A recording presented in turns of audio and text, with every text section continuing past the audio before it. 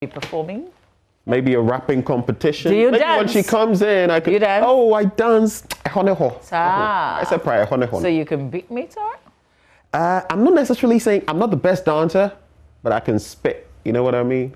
I can flow. Ah. Yeah. But you said spitting is when you're rapping, when you're dropping. As you say, associated with dancing as well? What do you say? Maybe the dancing part, you can take it. I'm not so sure because I've never really seen your moves on the show. I've never seen you really nail it on the show. Ah. It is usually yours truly who tries a few things. And so you want us to do something one of these days on the show? Yeah. Are you throwing a challenge? Are you putting your dance skills where your bragging is? I will save it. I will save it because you're not confident like you've been preaching. So, now. But let me ask you this. When you hear the name Owahene, what comes to mind? Please, I come from Anglo Dodo. Okay. Yeah. Ernest Owahene Nane Champong. Oh, you're talking about Jackie's father. You know? Jackie I can't help it, but famous daddy. Link her to, because just having her on the show today, it got me thinking about the Lumba Brothers and the Split DL now, and Nane Champon is one of my favorites actually. So having her come on the show, I'm getting not goosebumps maybe, but I'm already so excited to see. Yeah. It's fascinating that she's doing the fusion, the Afro-fusion kind of music, whereas her father did the high life. Yeah. Yeah. Well, hey, okay, it's finally I guess she's Friday. tapping into what her father did, adding other things, making it into something more new era, new school kind of. You don't have to be your dad, you don't have to be your mom, you have to be you. And I'll tell you what, young as she is, the waves she's making within this, that's what really gets me. I mean, the fact that, wow, she's taking this up and she's saying, I'm not necessarily trying to be my dad, I'm myself, and I'm doing all of this. I mean, big ups to her. I can't wait to hear from her. She has a fantastic voice. I love it. Okay, welcome to the review segment. We've got the newspapers. We will also review myjoyonline.com. So let's just dig into it. The Daily Graphic newspaper is what I'll start with. Front page. Oh, here's the banner headline. Tourism revenue. Government targets $5 billion in 2 years. Dr. Awal reveals adverting. That's a very, very... ambitious? Exactly. Well, he's a former minister for business development. Oh, yeah, so absolutely. I've interacted with him a number of times. He has this very confident posturing that you must give him. Even his baritone tells it all. But he's a very creative person, actually. Yeah. So, yeah. Fitting for creative arts. It's just a bit, and I like yesterday that the interaction, the questioning also centered around tourism, like what we have in our country and how we can make it attractive so that we can, tourism is not all about somebody coming into your country and visiting your tourist sites, but it's also the people within your country visiting those sites as well. You can generate a lot of money. And we're piss poor at that as a country. We're terrible at that. Oh, yeah. It's not just, traveling abroad, you want to blame us? You would Do you want to blame us?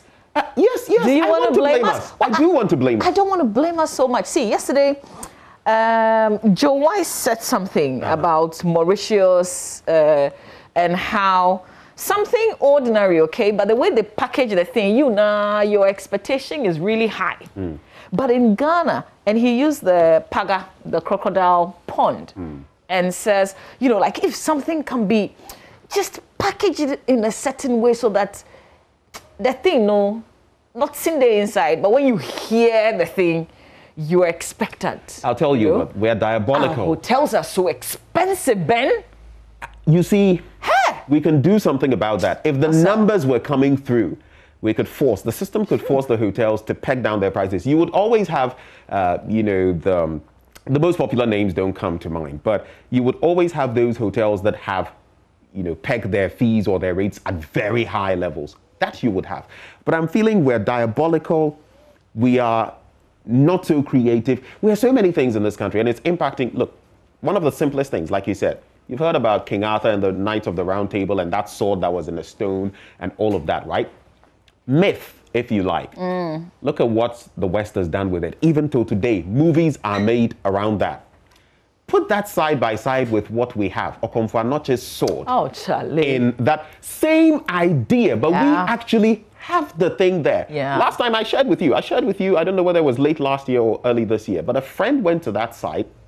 She's working in, the Kumasi area. So she just decided to go there. She was so disappointed. She actually called me and said, look, the place was overgrown with weeds and all of that. I hear later the place was tidied up. But you see, that is our lack of taking advantage of these things. I go to places where they use the basic things and make so much out of it. Here we have them and we don't even know what we're doing. But I'm surprised at the sword though, because this show has been there. I went to Kumasi and we visited, so we took a shot and we told the history of it. To think that they allow the place to get weedy, and even that's then, very surprising. What we are doing with that place, that one there, nothing. is way less than what we could not actually less, nothing actually, nothing actually. The Kwame Nkrumah Mausoleum, like him, hate him, we could do so much with that. There's this place, I always forget the location, but it's up north, and it's where Kwame Nkrumah used to go and just get away from everything, a getaway for him, and rest. Whether for politics, whether for diabolical reasons, we've let that place to go rot. Some other country would make a museum out of that place and raking hundreds of thousands, if not millions of cedis or dollars. Yeah. So trust me, it's all in the head. So we hope that he can bring some real revolution to the sector, so that it's not just a name. How do you feel about a studio, film studio or whatever, $25 million worth of it? Those things they say, I don't know, maybe it's because maybe I don't have expertise there, or I haven't sat down to think about it properly. No, I've been thinking I feel those too, things are not really necessary, really, because we've got lots of studios already, and people work with different engineers. I don't know what the thinking of this. Mega scale. Maybe you're thinking of something like the Disney studios and all of that. Actually, if you asked me to, let's not go and waste. Let's even waste. There are the basics that we should be doing. Exactly. All right, let's tell you what's in the rest of the stories. It's Dr. Awal that's taken a bit of our time because of the tourism sector. He appeared before the vetting committee yesterday. And the center spread, Intercity STC launches new driver training facility, CSIR, to focus on private sector-driven research. Okay, and then Casapreco Gandor begin exports under the African Continental Free Trade Agreements. Oh, that's impressive. Casapreco successfully exported a 20-footer container of alcoholic beverages to South Africa by air, while Gandor Cosmetics also shipped a 20-footer container of cosmetic products to Guinea by sea last month. We have to continue like this and just increase. On the back page, Ablekuma Central Assembly pulls down buildings at Aboso-Kai. There are 6 residential structures within the Aboso-Kai spare parts markets that have been demolished allegedly by the Ablekuma Central Municipal Assembly. The exercise is said to have commenced at about 3:30 a.m. yesterday dawn, rendering more than 35 families, including children, homeless. Daily Graphic got to the scene, and they report that a 3-bedroom house, mud house, and 3 other concrete structures had been razed to the ground. So home appliances, clothing, auto parts, and furniture were lost in the exercise. Affected families were seen salvaging what they could from the debris. Well, they said there was no notice, and the assembly, when contacted, they confirmed undertaking the demolition exercise, but declined to comment further. All right. Expect normal rains this year. That's the Ghana Meteorological Agency saying that the country should expect normal rains in most areas accompanied by strong winds this year. It is therefore urging Ghanaians to put in the necessary precautionary measures to avoid flooding and other rainfall disasters. Yesterday, it just suddenly started raining. Was it just sudden or it was just me? And it started raining very heavily. It was pretty sudden. It was pretty sudden. All of a sudden, noticed that the clouds had just... A cloudburst was threatening, and it wasn't long before the skies actually started pouring whatever that had been in them. Yeah. It lasted for quite a while. The good thing for me is that it washed my car. I was asleep. I had no idea. I saw the beginning of it, but that was it. I was gone. But it was pelting. And one thing I noticed going through certain parts of Accra was that, you know, because our gutters are choked and all of that, so when it rains, it just scoops up all the rubbish, brings it onto the streets, and it's just... That's our daily bread right there. Oh, I missed one headline. I shall sin no more. Dominic Ayine assures Supreme Court. That's the former Deputy Attorney General, also a sitting member of Parliament, who scandalized the Supreme Courts in relation to this petition. And he's now a free man because yesterday the court discharged him after it had struck out a contempt of court charge against him. Thank you, Supreme Court. Okay, that's it for the Daily Graphic. I have quite a bit to talk about from the Ghanaian Times newspaper. Supreme Court discharges Dr. Ayine, convict 32, to spend 63 years behind bars. An $84 million Pukwasi interchange nears completion. Project to be ready in April. Yesterday, I did the story about this convict and the woes of convicted gangster Prince Edu, who was caged for a total of 39 years by the Whole Circuit Court for 2 robberies he committed in Hull, was aggravated yesterday when the court slammed him with an additional 24 years for a similar offense. So now, from 32 to 63. It means this one, Senyamia Mema, if some president doesn't exercise his prerogative of mercy, you're going to be in the can for... But this is somebody who's been there, done it. No, so he had committed one crime. And... Convicted. No, so he wasn't apprehended at the time. It was another colleague of his, I've forgotten the name from, I think Benchi or something, who was apprehended. And even that one, when he was released on bail, he went and committed a similar offense. And this gentleman too committed another offense with a fake cork gun on, I think, an immigration officer. And now they've both been apprehended. So I was just coming to the reform bits of our prison system. But, you know, when we talk about our prison system, already is choked. So we can't even begin to talk properly about reforms. Because if you have somebody go on remand and come back and commit a crime, I'm not saying that you can have all of them reform. But what happens to those on remand, particularly? What happens within the time when they are sent there and when their cases are dealt with? Are they just hanging in there? Or we actually have something for them. That brought to bear the Justice for All program and all of that too. Yeah, but the one is just speedy. Exactly. But it appears it's still not speedy enough. But I'm talking about whilst they're holding you there. Yeah. Are there programs towards reformation, or you're just sitting there waiting?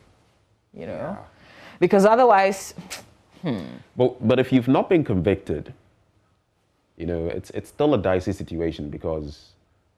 Per what the law says, you're not guilty until proven guilty. Yeah. So maybe starting reform from that end might be a bit... No, because, you know, in the system that we have, people can be on remand for years in some cases. So if you're just there and you know you're not guilty, but you're in prison anyway, or you're being held, then what are we doing with you? Yes, maybe we can have a conversation sometime on this. Now, the Minister Designate for Works and Housing, Francis Asenso-Boakye, has pledged to complete the Saglemi housing project. I feel very positive about this, but then again, is it another $25 million studio promise that is being made? Looking at all the hurdles that his own administration has either had or put in place with regard to... I have a reservation about this sector. You're very positive, which is very good. You know, the Minister of State, what's her name is not coming. She was vetted yesterday. She used to be deputy under, you know, the previous substantive minister, Frida Prempe. Yeah, she was deputy. Exactly, and now she's Minister of State. She's not the substantive minister. And in the structure of things, she is lower than Asenso. She, yesterday, and I've encountered her on several occasions, because you know the Habitat Fair that we do every year. She is loaded with experience. Yesterday, she was humble. She said, little experience? I don't think so. And when she was explaining the matters related to the sector, particularly on housing, she has a lot of knowledge and she's gathered a lot of experience. I don't think she should be Minister of State. I think she should have been substantive minister, and that's just my view. You don't feel she should have been the Minister of State? Right. And, as it is now, because she should have been retained. I think she should have been the substantive minister, because she's an incredible person and she's very knowledgeable in this area and the things that she expressed, and for continuity's sake. And sometimes you can make a greater impact when you have somebody who's been there, remained there, But hey, who am I? Like I'm appointing authority. Guess what? You're not. Neither of us is. On page 6, man survives 14 hours in ocean clinging to sea rubbish. I don't have enough time to, but it's an interesting story. When you go to the middle spread, COVID-19 vaccination is free of charge, NCCE. And then Ghana edged Cameroon to progress in CAF Under-20 Championship. We actually beat them on penalties 4-2. Other papers? Yeah, the Ghanaian publisher, we're familiar with almost all the headlines, but there's this other one. Angry JHS student gang beat up teacher over homework. And the story is on page 2. Is that a teacher of Kromas 2 Junior High School at Nungwa, a suburb of Accra, has incurred the wrath of a final year student of the school for punishing him over his failure to do his homework. The aggrieved student, sources say, ran home after he was punished, gathered his gang in a sprinter bus and stormed the school to attack the teacher, leaving the teacher with a face wound. The teacher, who was rescued by his colleagues, was immediately rushed to the Lekma hospital where his wounds were stitched and later discharged. As though that is not enough, according to the story, the mother of the student also besieged the school and rained insults on the teacher, identified as Moses Onyamiasem, who was already in hospital receiving treatment for his wounds. The incident has led to the closure of the school and some other schools in the area until further notice. When you look at that photo and look at how badly beaten this person is, I mean, just look at how swollen the face is. You'd think it was someone who had just come out of, pardon me, I'm not trying to sound insensitive, out of a boxing ring. And, well, so how did he punish the student? They didn't say in this story. No, what did he do to the students? No matter how do you do this, go and organize. It's basically a mob attacking this man. It's actually, and even if it's not a kind of punishment, that's a criminal activity. It's a crime, actually. This is way beyond the school now. It's a crime. But I'm also interested in how old is the child? Punished. Because the age is also. They just said he's a final year student. They didn't say. But this is junior high. Wow. So very likely a juvenile. Very likely a juvenile. Yeah, similar. Minor in the eyes of the law. But I thought, this issue about parents or relatives marching to schools because a teacher has disciplined a child, marching there and insulting and things like that.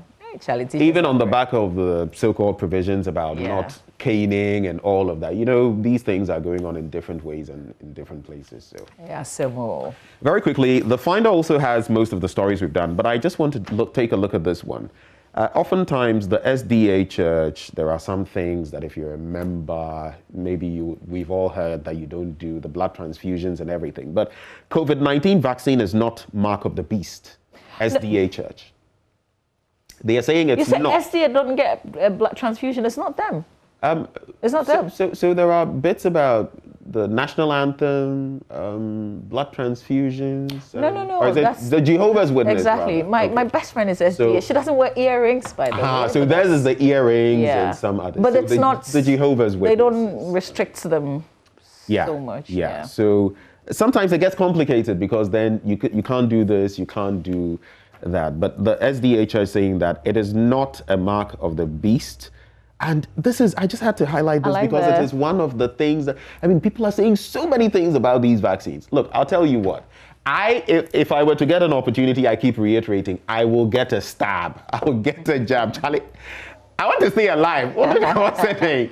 But I like the way the churches are owning it. The Pentecost Church started it off revealing that they've got their own team made up of doctors, psychiatrists, and they're fantastic. They picked some of the myths and they debunked some of the assertions that people make. And this was directed towards the church, which is very good. SD is also coming out, targeting their church members, which is fantastic. I think the church should own it up like that. Yeah. And this final one I'll do by way of story. Sanctioned diplomatic missions pushing LGBTQI agenda in Ghana. I don't know. I saw one yesterday. A caption for a program, and it's LGBTQI. And all of them have a... I think we should just stick to the LGBTQ+++.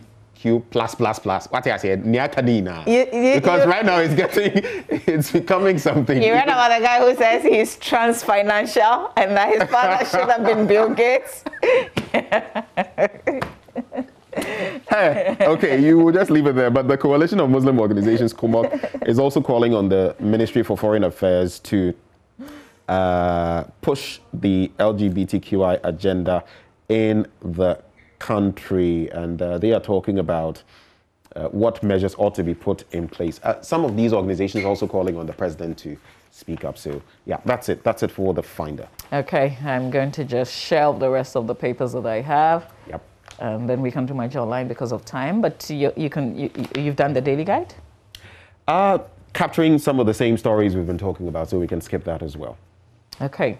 All right, we'll get ready and go on myjoyline.com. But just in case you haven't seen this post I was talking about, it was like days ago, right? I'm a trans financial. I feel like I was supposed to be born into the family of Bill Gates, but instead, Mr. Kwabena gave birth to me. I now identify myself as a son of Bill Gates. I'm in Tiamwa Gates. I see. And I'm taking Bill to child services for neglecting me all these years. The guy wants to Bill. I saw another one where a lady was saying that, oh, she's transhuman now. She's just tied to Earth, but she's actually from Mars. So this is the trans financial. This one, actually, most of us can identify. I feel like I was supposed to be born into the family of Bill Gates. You feel? Hey. In Tiamwa Gates. But that's it. It's a feeling, isn't it? Okay, shall we do my JoyNews? I'm getting certain thoughts. I'll keep them to myself. Oh, Mama, you want to take NDC that? MPs threatening to vote against Transport, Gender, Information and Health Ministers designate over Frontier's contract. That's up to them, isn't it? And why? They are saying they are withholding information, that they are deliberately trying to, they were deliberately evasive, so to speak. Okay.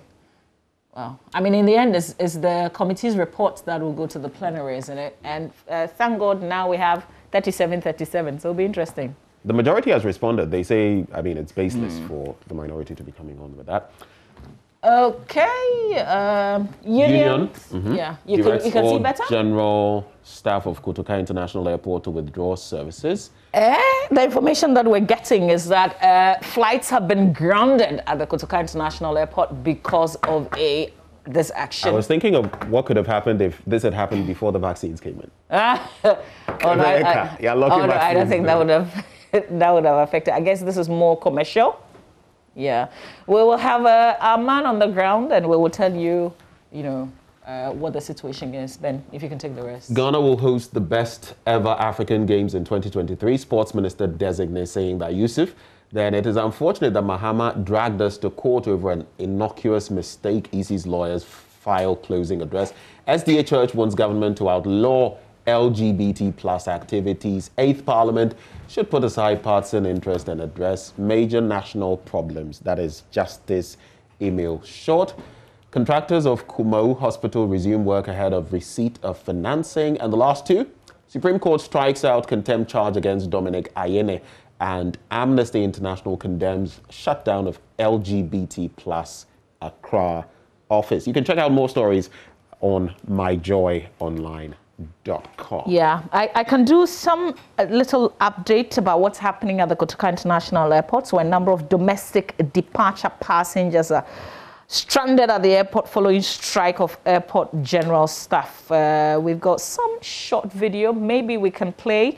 If you're thinking about traveling, and we will check across the other places, Tamale and in Kumasi, to see the situation there as well. But we've got our man on the ground. In due course, when we have the feed, we will be bringing it to you, and also passengers, quite a number of passengers who are still in queue. The pictures that I'm seeing, hopefully we can bring that to your screens. We have to take a breather though for sports. I'm not sure we are ready with those visuals. We will come back and do a lot more. Stay with us.